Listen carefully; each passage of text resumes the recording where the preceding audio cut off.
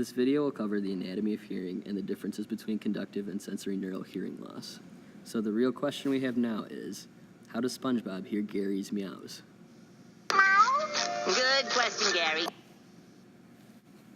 When Gary meows, sound waves, represented by the mini Gary, travel through the external auditory meatus and up to the tympanic membrane.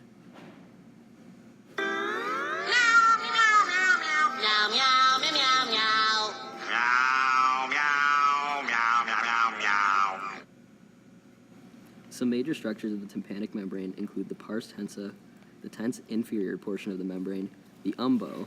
I wumbo, you wumbo, he, she, me, wumbo, wumbo, wumboing. No, Patrick, not wumbo. The umbo, which is the depressed area of the membrane just inferior to the attachment of the malleus, and the pars flaccida, the relaxed superior portion of the membrane. From the tympanic membrane, the sound waves are transferred to the ossicles, which are the malleus, incus, and stapes, also known as the hammer, anvil, and stirrup. They each articulate with each other via synovial joints and transmit vibrations through each other to the oval window. The tensor tympani muscle also inserts into the handle of the malleus and pulls on the tympanic membrane medially, dampening sound energy.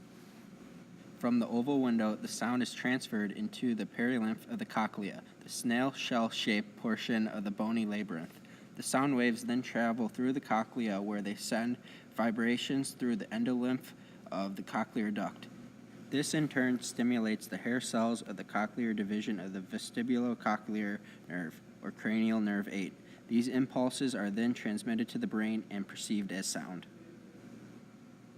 The sound waves then travel to the rest of the cochlea until they arrive at the round window, after which they are transmitted back into the tympanic cavity. Conductive hearing loss occurs when a structure involved in the mechanical transmission of sound waves is damaged. For example, if any of the tympanic membrane, malleus, incus, or stapes are damaged, sound waves won't properly transmit to the perilymph of the cochlea, leading to hearing loss. This kind of hearing loss is usually temporary, and patients notice a reduction in volume of sound. It can be treated with a hearing aid. Sensorineural hearing loss refers to the damage to either the vestibulocochlear nerve or the structures that transmit and interpret its impulses. Damage is usually permanent and frequency-specific, meaning that patients won't be able to hear specific pitches. A hearing aid or cochlear implant may be used to treat the symptoms.